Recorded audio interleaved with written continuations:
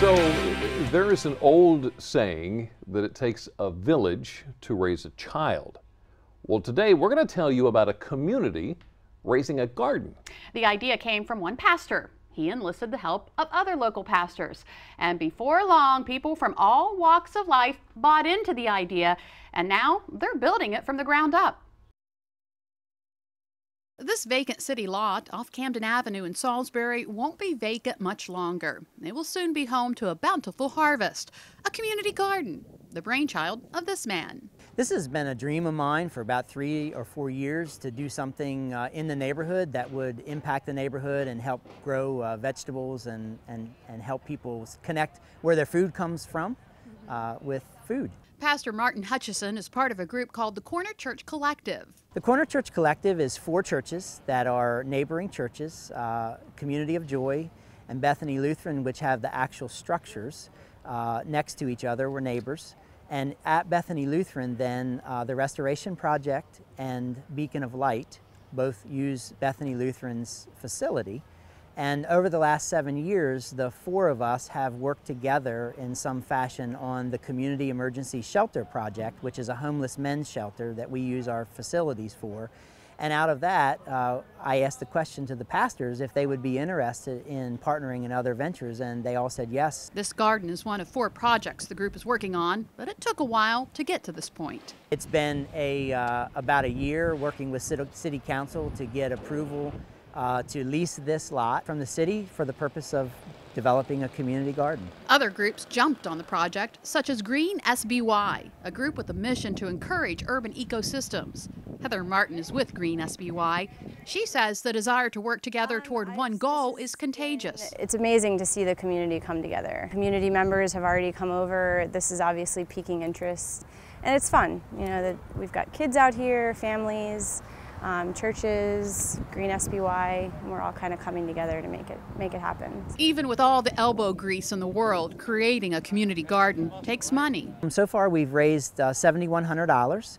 It's come in the form of 3 grants, 2 from my denomination, the Church of the Brethren, and 1 from a local private fund here in the community which wishes to be anonymous.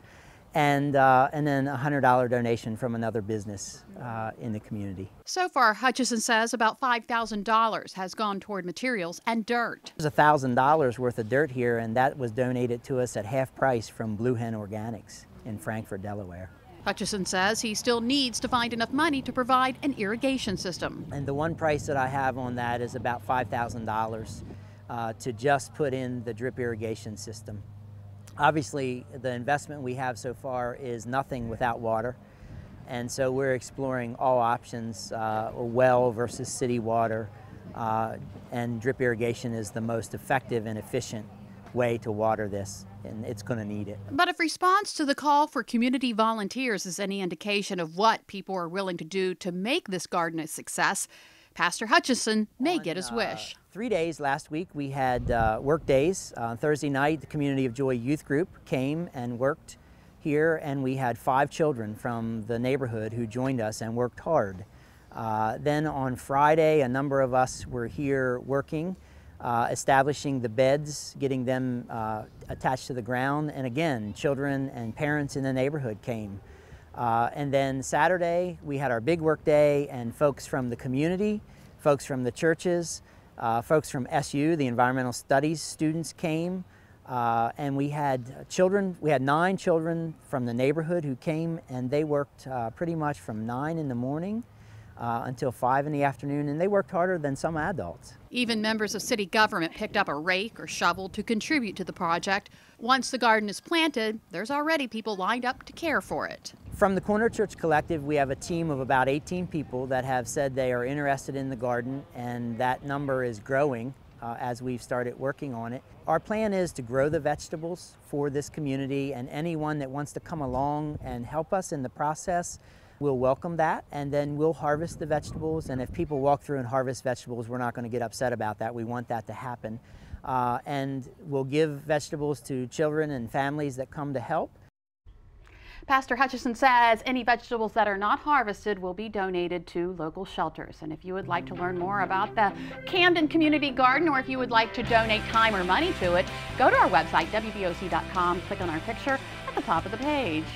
What a great idea. It really is. But you know, there are some things that you can't grow in a garden. Okay. Like, eggs. You can't grow French toast. Oh. But good news for you. Up next, we're going into the Delmarva Life kitchen to show you how to make breakfast for dinner. I like the sound of that. And we're not the only ones cooking. CBS is cooking up some intense drama for this week's Person of Interest. Later, we see what the crew is up to. But first, you know Delmarva Life's all about community, and that includes your community. Is there something going on in your neighborhood? We'd love to hear about it and see your photos from the event. Send the information our way along with any pictures you'd like to share. Oh yeah, please. You can reach out to us at comments@delmarvalife.com. You can like us on Facebook and share the information there. Delmarva Life will be right back.